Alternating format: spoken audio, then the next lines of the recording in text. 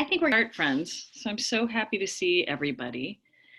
And I thought we would begin tonight with a with something that uh, I really has been grounding me, which is music, which is always a very big anchor for me. So I hope that as we begin our time together for just this next few minutes, that you'll take some time to sort of ground yourself and maybe really feel rooted in whatever posture you are, pressing your feet into the ground if you can, and then really kind of making sure that your spine is lengthened as much as it can, so you're just really getting full lung capacity.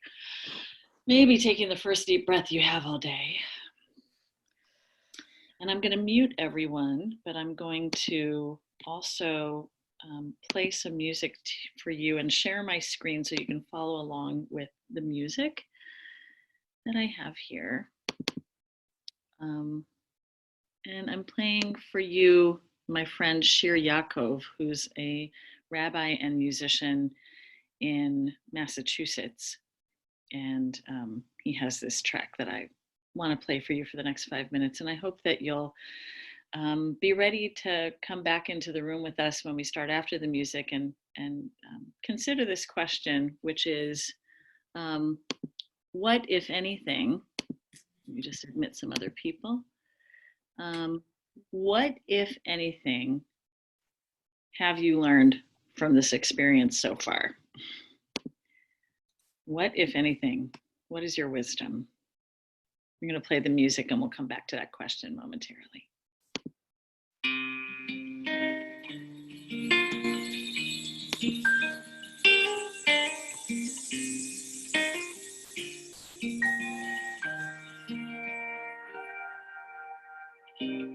הרופא נשבורי לב ומחבש לעצבותם בונה מספר לכוכבים לכולם שמות יקרא הרופא נשבורי לב ומחבש לעצבותם בונה מספר לכוכבים לכולם שמות יקרא הללויה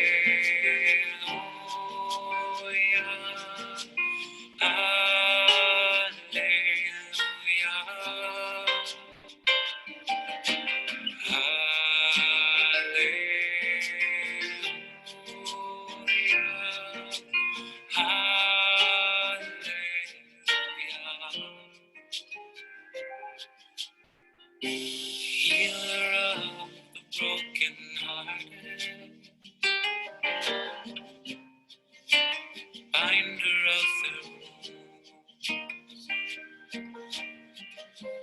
counter of uncountable stars, you know where they are. Healer of the broken-hearted,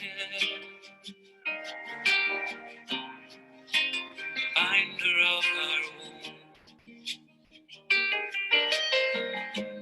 counter of uncountable stars, you know who we are. Hallelujah.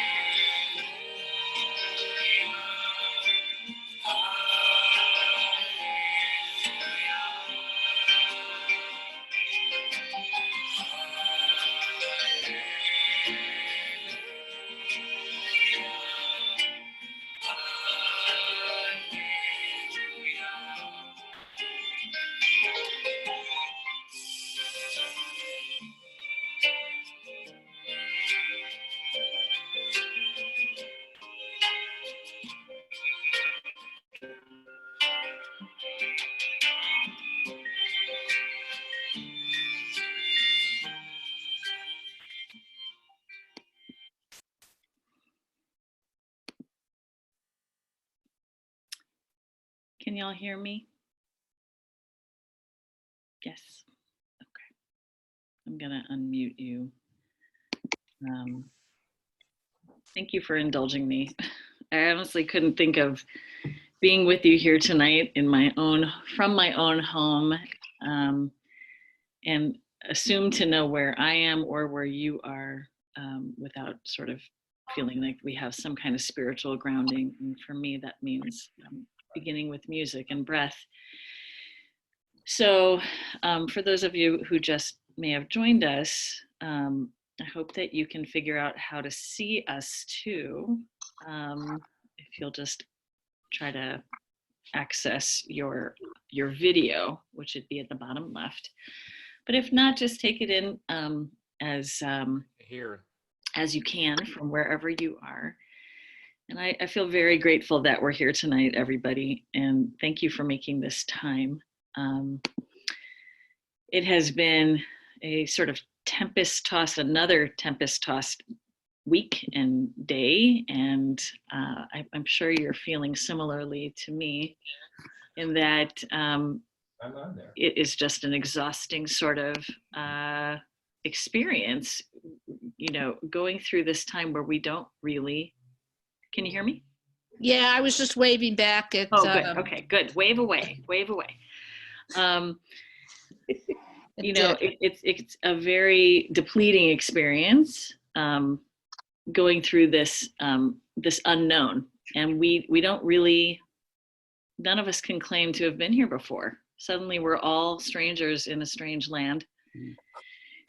And all we can do is fall back on those things that give us comfort. And for some people that means stocking up on, Fresca or whatever it is that your comfort food, or your whatever it is that makes you feel sort of in touch with groundedness. For some people that means an extra bubble bath, or it can mean turning to Jewish text and turning to community. And I feel so lucky, and I don't take it for granted at all, that we have each other and that we have this tradition which is here to guide us. So I'm going to muse for a few minutes out loud, and then I really very much want to hear from everybody who's on the call as to where you are. And again, framing it as I started at the very beginning with the question, what are you learning? What is the wisdom? Because my hope is fervently, if I have a prayer to the holy oneness of the universe, it's that we will come out somehow strengthened and somehow wiser for having been here, because we're visiting a place we never wanted to go. And we're walking in very uncharted territory.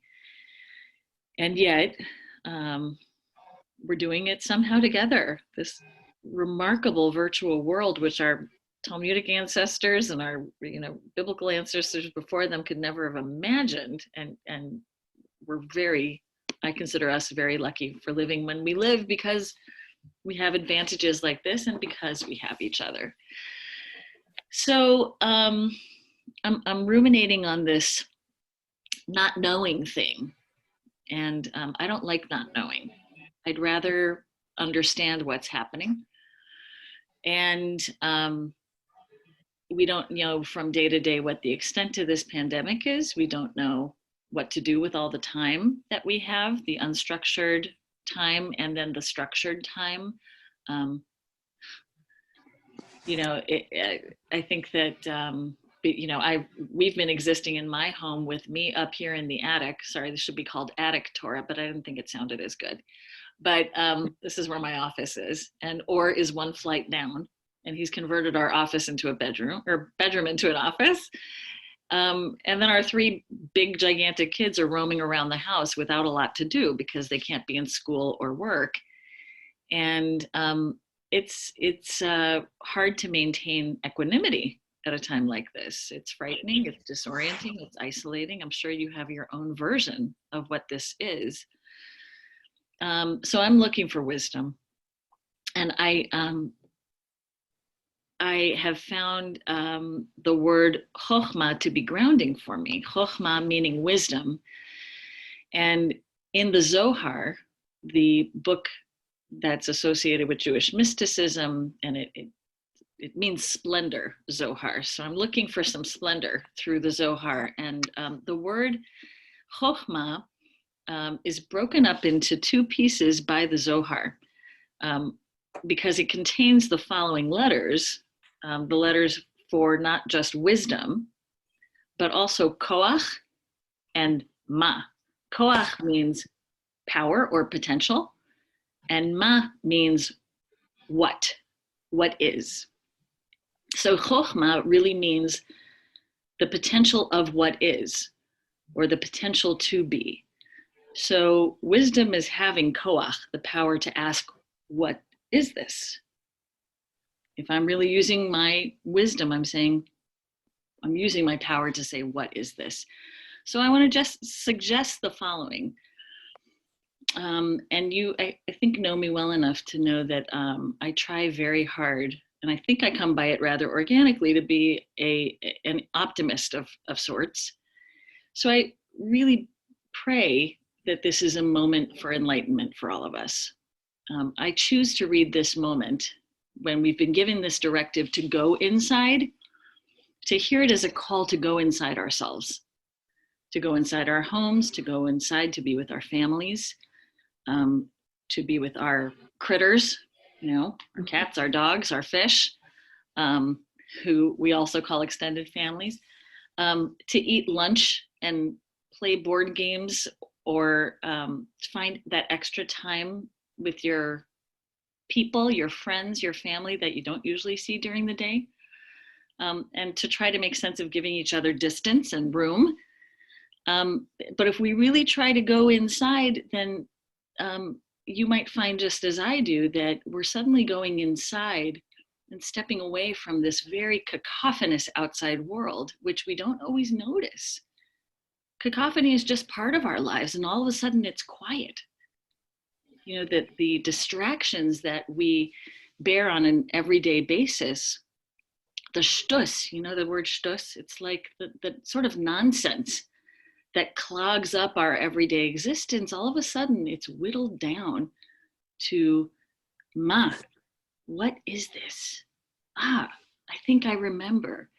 This is the simplicity of not having to go to Starbucks, but of making my own coffee. This is the simplicity of not driving all the time, but walking or sitting or talking and asking ourselves, what is this? Who is this? Who are my people? Who can I call right now to say that I remember them? Who's called me? I got a few phone calls today from people, and I thought, who are these people that are asking me who I am and how I'm doing? It was such a beautiful feeling to be remembered, even though I feel like I've had to take shelter, as you have also, inside and away from, but to be remembered nonetheless. So I really choose in my own way to ask, what is the potential of this moment? What does it have to offer me? What is the opportunity I have here for enlightenment? And I know that I'll discover it, but I don't want to do that alone. I want to do that with you, actually. So I hope that in these few minutes that we have together, you can share a few words of your own wisdom, what you've discovered over the last few days and weeks. Maybe it's a conversation you had with somebody. Maybe it's just, straight from your own kishkes at this point, shooting from the gut. What's going on for you that is grounding you right now? What's the wisdom? So I'm just going to let you sound off, and please, just for people on the phone, if you'll just say your name before you speak, and then please say a few words, and we'll try to get to everybody in the next few minutes. What's the wisdom, my friends?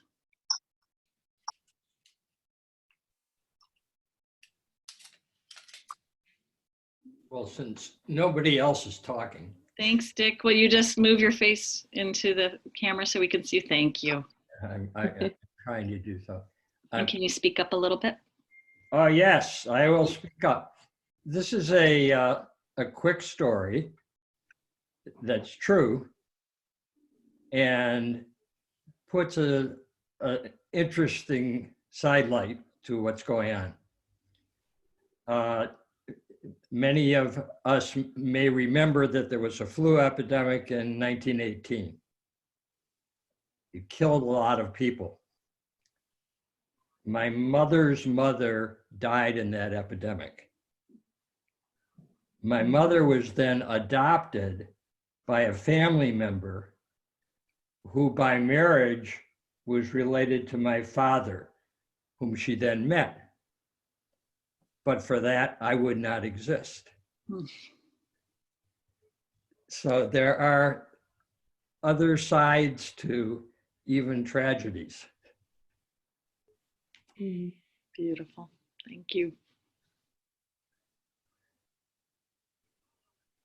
Sandy Rose, the only thing, simple thing I've been trying to do is just to live each day. Not think about yesterday, not think about tomorrow, and just think about what I'm going to do today. That's it. Thanks for reminding us, Sandy.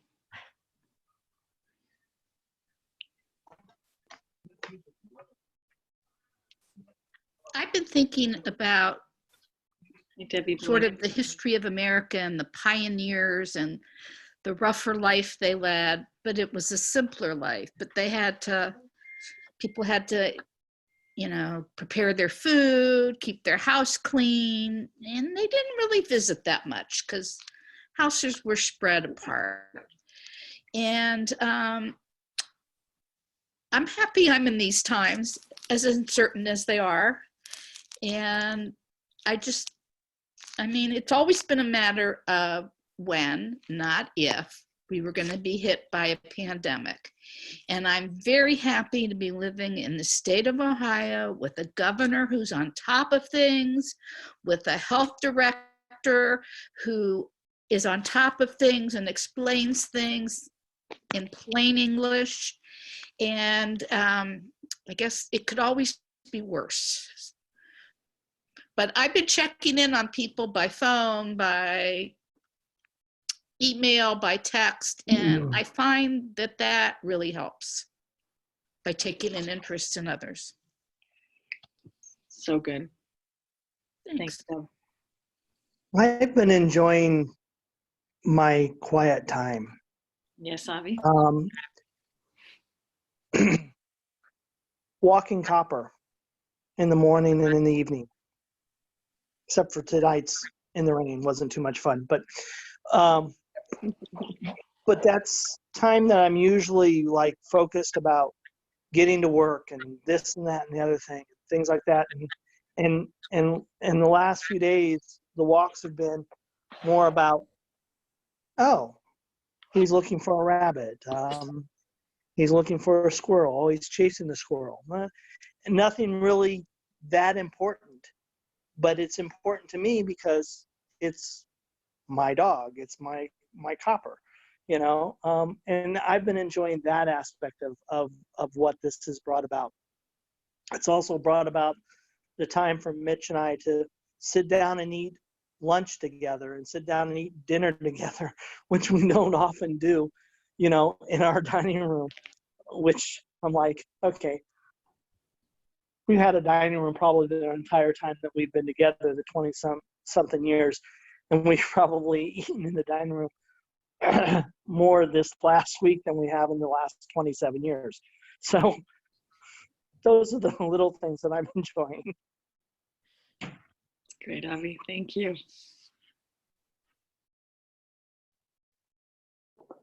This is Tamarack. So it's been really interesting. I was creatively blocked before all this happened and haven't been able to create lately for, I don't know, months. And now that I've had so much time alone, I actually pulled out the ukulele and started trying to teach myself again. And I did some artwork and joined a 7-day drawing challenge.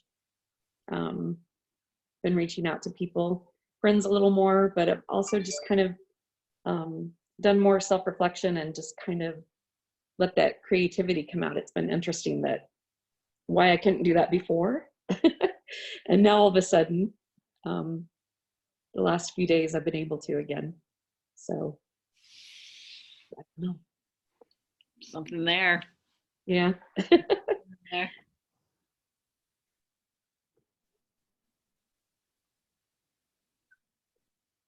Anybody else want to? This is Barney. Can you hear me? Hi, Barney. Hi. Well, I've been working pretty hard the last couple of months well, except for the month I was in Arizona. Sorry. But I was working very hard for a while and helping people open up their own business. And it's so changed for me in my life. I'd helped them over the telephone. I never made them. And I've helped 18 people open up coffee shops in the last 2.5 years. And the last one we opened was in Lubbock, Texas.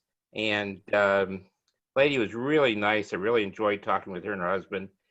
And we became friendly. And she's been open for about 5 months. And then she called me right before this all started happening. Says, I can't do this anymore. She was open for 5 months.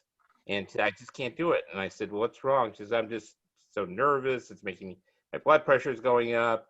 Really, she didn't borrow enough money to do marketing, which I finally pulled out of her. And so I said, Trish, I don't know what I can do, but I'm your friend if I can help any way.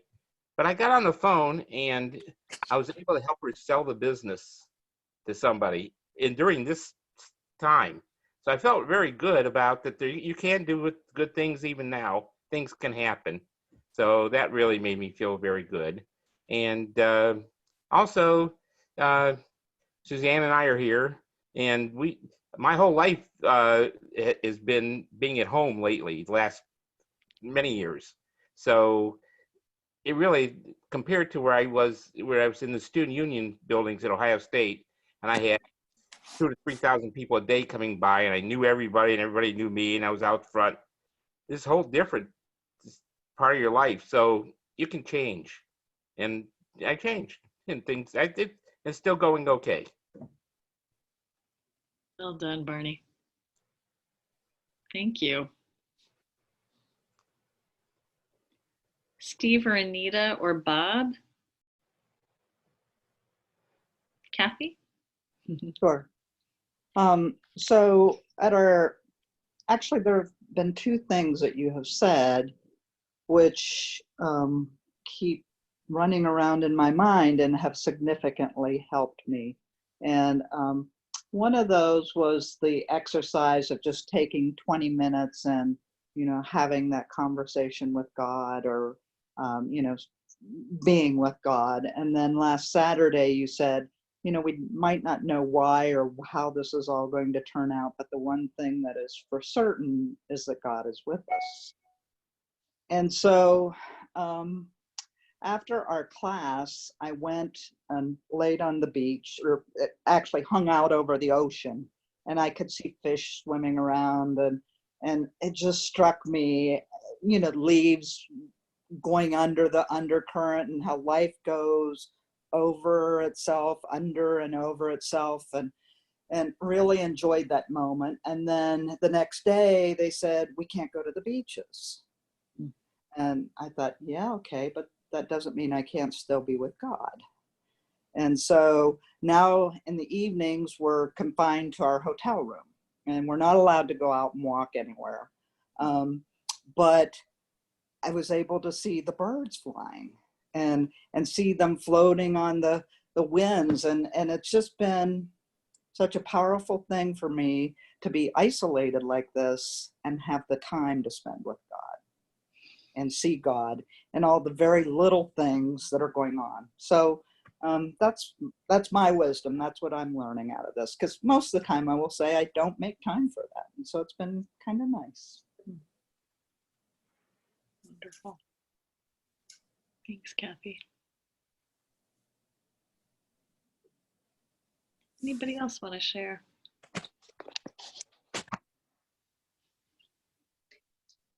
Hi, I've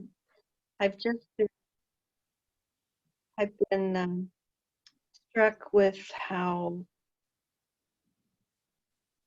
difficult it's been to slow down, and that the fact that I must be used to going at a rapid speed for so many years, and to slow down suddenly like this, it's given me time to think about what I want the future to be, and I realize just how very much community means to me, and it's just hitting me in the head that we've got to reach out more, because it's so very, very important for all of us, and especially at this time. So just a time for a lot of self-reflection. Thank you, Anita. Beautiful. Hi, this is Bob. I don't know if you can hear me or see me. We can hear you, but we can't see you. Oh, okay. All right. Well, let's see. Glad Yeah. you're there. Okay. Yeah. Well, Mhm. I'm technology challenged. So I do financial planning and investments. And so you might guess this has been a little challenging time. Mhm. But through it, I've been amazed by the support of my clients, who are more concerned about me than they are the dollars in their accounts. And so that's been very touching. And every time I may stop and have a moment of sadness and for what I'm going through, I turn on the TV or turn around and hear one horror story after another, and just appreciate how lucky I really am. Thank you so much, Bob. It's very powerful.